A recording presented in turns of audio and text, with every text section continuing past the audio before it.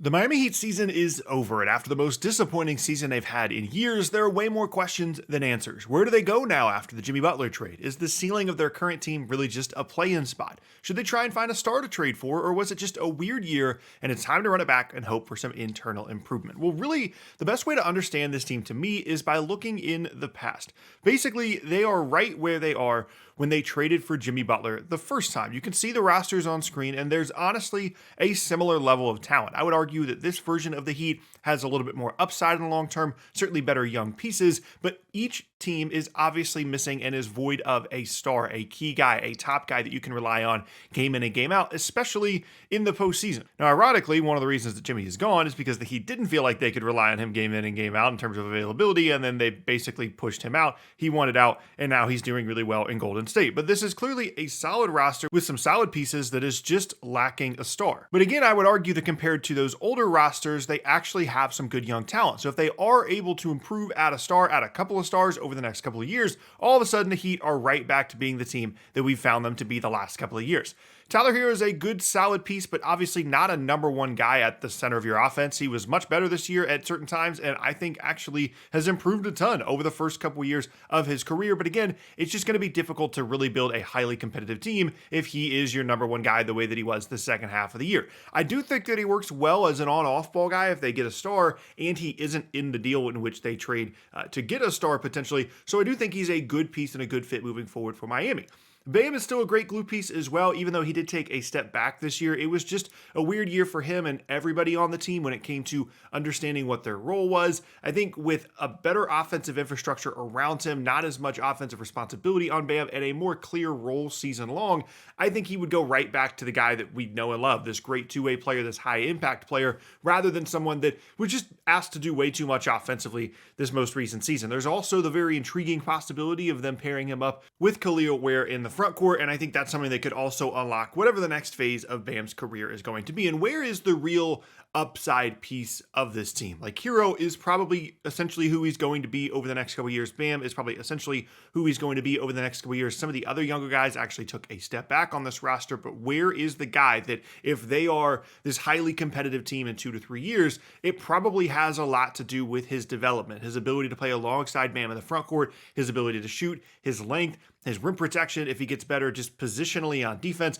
improves his offensive skills. There is a lot to like there about him that we really didn't see in the first half of the year because, frankly, they just wouldn't play him. And I think their willingness to just run it back next year, potentially without adding a big piece, adding a star, has a lot to do with what Ware could eventually be long term. Now, outside of those guys, the roster is absolutely questionable. Andrew Wiggins was solid for them post Jimmy Butler trade, but obviously not a future upside piece. He is going to be who he is over the next couple of years, but I actually think his contract is pretty valuable, which we'll talk about later. Jaime Jaquez took a step back this year, as did a couple of different pieces on the Heat roster. Terry Rozier was terrible all season long. I don't have to tell you or pretty much any Heat fan that, and he is a 2026 free agent. Duncan Robinson is fine, but he's also a 2026 free agent. And then Jovic is also fine, but he's not necessarily someone you're counting on a ton moving forward. So you're looking at this group as basically Hero, Bam, and Ware as the core pieces of the team, and then everybody else is pretty expendable at this point. And frankly, if they bring back mostly the same roster, I'm not confident that things are going to get better for them next year. They're likely just committing to maybe a slightly better season with some more continuity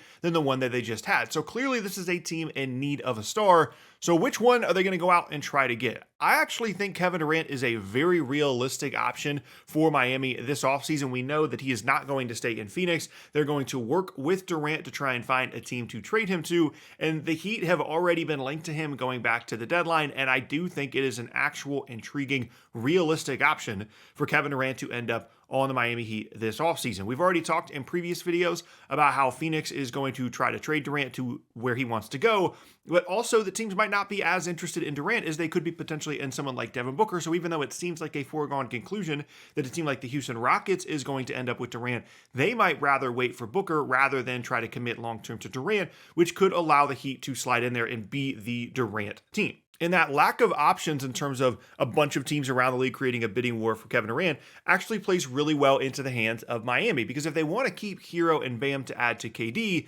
they could just offer Rozier's expiring, Wiggins' contract, and some picks, and see if that's enough to get them Kevin Durant from Phoenix. Now, it's not a great offer, but again, I don't think the Kevin Durant offers are going to be all that great. He's getting older, had some injury issues over the last couple of years, and is a 2026 free agent. So anybody that's trading for him is going to be taking a massive risk and also have to extend him on a big number. And I don't think there's going to be as many teams as you would expect, given the quality of player that Kevin Durant is, in signing up to redo the Kevin Durant or do the Kevin Durant experience all the way past 2026 and beyond as he gets closer to 40 years old. I talked about this in a Suns video recently.